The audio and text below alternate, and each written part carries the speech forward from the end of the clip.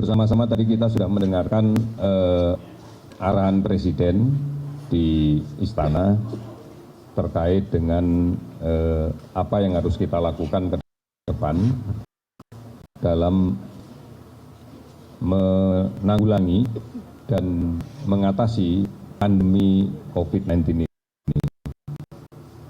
Beberapa hal secara teknis akan mungkin saya rinci karena ini adalah bidang masalah kesehatan. Yang pertama adalah bahwa untuk segera bisa mengendalikan penularan dan penyebaran penyakit ini, maka kuncinya hanya satu, segera temukan kasus positif di masyarakat, kemudian lakukan isolasi agar tidak menjadi sumber penularan di tengah masyarakat. Ini sebenarnya diwujudkan dengan bentuk kegiatan tracing, penelusuran kasus. Dari kasus yang kita rawat di rumah sakit, kita akan telusuri alamatnya di mana, kemudian 14 hari terakhir sebelum dia masuk ke rumah sakit, itu apa saja aktivitasnya. Dari sinilah maka kita akan bisa mencari kemungkinan adanya kontak baru, dan kemudian kontak baru ini kita lakukan pemeriksaan. Manakala diyakini bahwa kontak ini adalah kontak dekat dan disertai adanya gejala, maka kita akan melakukan pemeriksaan swab. Dan manakala positif, maka kita akan karantina, kita akan isolasi. Namun manakala negatif, maka kita tentunya akan memberikan beberapa advice, beberapa saran, beberapa nasihat untuk melakukan self-quarantine atau self-isolated, melaksanakan karantina diri secara mandiri, bukan monitoring secara mandiri agar kita bisa tetap mengikuti perkembangannya. Sebagai satu contoh, ada kasus yang kita dapatkan di rumah sakit, ternyata di dalam tracingnya kita bisa meyakini bahwa dia tertular oleh kasus yang sebelumnya, connecting, bahwa dia adalah ketularan dari kasus sebelumnya. Dan kemudian kita lihat bahwa ternyata dia juga memberikan kontak dan memiliki peluang penularan pada kasus berikutnya lagi.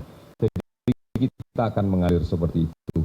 Oleh karena itu maka tracing tidak kenal batas wilayah administrasi. Bisa saja pasien itu dirawatnya di DKI, wilayah administratif DKI. Tetapi pada hakikatnya ternyata dia beralamat di luar DKI. Dan kemudian dia memiliki aktivitas kontak di luar provinsi DKI dan di luar Jawa misalnya seperti itu. Maka hal ini sangat mungkin terjadi. Oleh karena itu ini yang menjadi penting dan harus kita lakukan. Mudah-mudahan ini bisa dipahami dan inilah menjadi upaya kita di dalam melaksanakan tracing. Sudah barang tentu dengan adanya tracing yang semakin masif, semakin gencar kita laksanakan, maka kasus positif yang kita temukan akan semakin banyak. Kasus positif yang kita temukan akan semakin meningkat. Tetapi sekarang tidak berarti bahwa semua kasus positif harus diisolasi di rumah sakit. Ada beberapa kasus positif tanpa gejala yang akan kita lakukan karantina, kita lakukan isolasi di rumahnya secara mandiri. Pedoman tentang bagaimana melaksanakan isolasi diri, pedoman tentang bagaimana melaksanakan karantina diri sudah dibuat oleh Kementerian Kesehatan dan sudah diunggah Kementerian Kesehatan.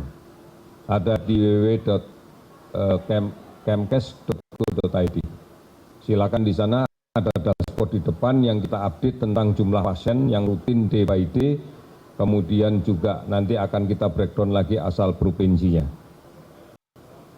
Pasien pada saat dilaporkan bisa saja di rumah sakit, di sini misalnya. Tetapi domisilinya 14 hari sebelum sakit, dia tidak di sini seperti yang tadi kita lihat saudara kita 3 itu rumahnya di Depok. Berarti kita akan melakukan tracing di sana. Dalam 14 hari sebelumnya ketemu siapa saja di sana.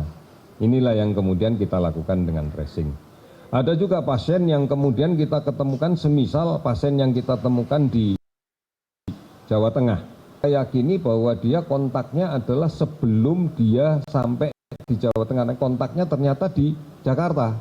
Karena beberapa hari sebelumnya dia bepergian ke Jakarta dan kemudian kontak dengan kasus yang positif di Jakarta. Maka kontaknya Jakarta, tetapi aktivitas dia di Jawa Tengah kita telacak lagi. Ternyata ada juga salah satu kontak eratnya itu ternyata tamu dia yang dari Jawa Timur. Nah, kita kejar lagi ke Jawa Timur. Ini yang disebut dengan kontak tracing. Jadi mudah-mudahan ini bisa dibayangkan bahwa benarnya kontak tracing ini bukan pekerjaan yang mudah. Ini pekerjaan yang membutuhkan partisipasi masyarakat secara penuh. Inilah sebabnya maka saya katakan dari awal penyakit menular basis pengendaliannya harus pada masyarakat. Basis pengendaliannya masyarakat. Soalnya kalau tidak menggunakan basis pengendalian masyarakat, maka kita akan sulit untuk melakukan itu. Ini kemudian yang terakhir, yang berikutnya yang kedua, isu terakhir kemarin terkait dengan salah satu pejabat tinggi negara yang positif dan sudah kemudian dikonfirmasikan dan keluarganya tidak berkeberatan untuk disampaikan, menyebabkan beberapa orang yang dalam tanda petik pernah merasa kontak dekat perlu untuk melakukan pemeriksaan. Di antaranya adalah teman-teman media. Saya tegaskan sekali lagi, betul itu harus dilakukan, tetapi tidak kemudian dengan cara yang terburu-buru, sehingga kemudian rame-rame datang ke rumah sakit sampai rumah sakitnya sendiri bingung. Gitu ya. Ini yang saya harap, padahal kondisinya tidak ada keluhan ataupun kalau ada keluhan sih minimal. Sehingga saya sarankan tidak perlu panik seperti itu, pasti dilayani. Pasti dilayani. Oleh karena itu kami memaklumi ketakutan, kami tahu memaklumi betul betapa khawatirnya manakala dia sakit, betul. Tapi sebenarnya yang bisa kita lakukan sebelum kita melakukan pemeriksaan secara definitif, secara pasti, lakukan self-isolated. Segera di rumah, gunakan masker yang proper, upayakan ada social distance, jarak, seperti yang tadi sudah disampaikan oleh Bapak Presiden, setidak-tidaknya semeter lah. Kenapa semeter? Karena kita tahu kemungkinan droplet yang keluar itu sekitar semeteran. Sehingga kita bisa menjaga keluarga kita. Sementara mungkin kalau tidur ya sendiri dulu. Terus yang paling penting adalah tidak berbagi penggunaan alat makan minum. Pakai alat makan minum yang terpisah. Bukan berarti sekali pakai buang, tidak, silahkan pakai yang ada di rumah, tetapi yakinkan selesai dipakai langsung dicuci dengan sabun. Karena kita tahu bahwa virus ini bungkusnya, envelope-nya sangat rapuh jika terkena deterjen. Dia akan gampang pecah, dan kalau itu pecah maka virusnya akan mati. Jadi ini yang penting, deterjen apapun. Deterjen. Jadi ini yang harus dilakukan. Kemudian yang berikutnya, lakukan self monitor terhadap keluhannya. Setelah itu baru dijadwalkan untuk berangkat ke rumah sakit sehingga tidak perlu buru-buru, tidak perlu berdesak-desakan dengan orang lain pada saat seandainya menggunakan angkutan umum. Apabila menggunakan kendaraan sendiri juga tidak perlu terburu-buru untuk datang ke rumah sakit. Sesampai di rumah sakit bukan kemudian langsung minta dilakukan swab. Di rumah sakit harus konsultasi dengan dokter. Maka dokter nanti yang akan menentukan, karena kemungkinan bukan hanya swab untuk melakukan pemeriksaan secara pasti. Mungkin dokter juga perlu mengambil sedikit darah untuk dilakukan pemeriksaan serum. Mungkin dokter juga merasa perlu untuk melakukan pemeriksaan food ronsen paru-paru. Mungkin ronsen juga, mungkin dokter juga langsung memutuskan untuk membutuhkan pemeriksaan swab. Jadi bukan kemudian swab sebagai satu-satunya cara. Dan nanti juga dokter akan menanyakan selama ini kontak sama siapa lagi, ini bagian dari tracing yang sudah direncanakan. Oleh karena itu kami berharap ini dipahami betul, dan ini dengan sebuah kepanikan. Kita akan melayani pasti akan dilayani, tidak kemudian terlalu terburu-buru.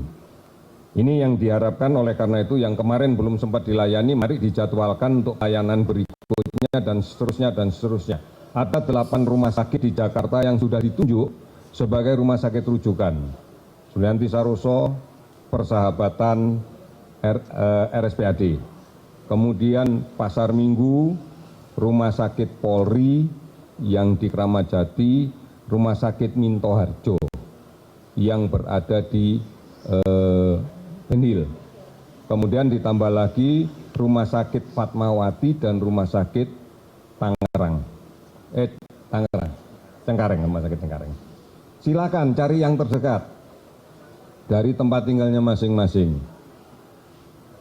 Bisa saja nanti pada saat pemeriksaan dokter ternyata menyatakan ini perlu self-isolated, tidak perlu dirawat. Silakan Anda melakukan isolasi diri sendiri. Silakan. Itu akan tentunya dari asesmen dokter atas dasar pemeriksaan fisik yang dilakukan. Ini mudah-mudahan bisa dipahami sehingga teman-teman sekalian tidak perlu kemudian mengedepankan kepanikan. Kemudian yang terakhir saya akan update lagi data yang kita periksa pada hari ini sampai dengan tadi siang. Artinya spesimen yang kita terima kemarin sore sampai dengan siang tadi. Ada penambahan kasus sebanyak 17 kasus confirm positif yang baru. Rinciannya adalah berasal dari Provinsi Jawa Barat 1, dari Provinsi Banten 1, dari Provinsi Jawa Tengah 1, dari DKI 14. Rincian lain yang lebih lengkap silakan dilihat di website yang ada di www.kemenkes.go.id. Mudah-mudahan ini bisa memberikan penjelasan sekilas. Sekarang saya beri kesempatan mau bertanya. 3 kiri dulu, ya 1, 2, 3. Selamat sore Pak, saya Victor dari CNN Indonesia TV. Sekitar pukul 2:30 tadi, saya baru bertemu dengan Ketua Umum Pengurus Besar Ikatan Dokter Indonesia. Mereka sudah bertemu dengan berbagai organisasi bidang kesehatan ya, ada Ikatan Bidan, Dokter Gigi dan sebagainya. Dan mereka sudah menyusun, rencananya besok akan disusun secara rapi dan akan diberikan ke pemerintah tentang usulan. Salah satu yang ingin saya tanyakan kepada Bapak langsung selaku juru bicara ya dari pemerintah adalah mereka mengusulkan Pak untuk setiap mempublikasikan kasus mau negatif mau positif atau apapun, mereka mengusulkan supaya pemerintah itu transparan. Mereka harus menyebutkan data medis. Dan itu tadi pernyataan dari Ahmad Yuryanto, juru bicara pemerintah penanganan virus corona di Indonesia. Dan ada update terkini soal penambahan kasus positif penyebaran virus COVID-19 di Indonesia. Totalnya adalah 134 yang positif, penambahannya adalah 17 yang positif. 17 kasus baru ini terdiri dari Jawa Barat 1, kemudian Jawa Tengah 1, DKI Jakarta 14 kasus dan juga Banten 1 kasus. Sehingga total positif kasus virus corona di Indonesia mencapai 134 hingga sore ini seperti yang tadi disampaikan oleh juru bicara pemerintah Ahmad Yuryanto. Dan sesaat lagi CNN Indonesia Newsroom masih akan kembali dengan sejumlah informasi utama yang terjadi sepanjang hari ini bersama rekan saya Farhanisa Nasution. Tetaplah bersama kami.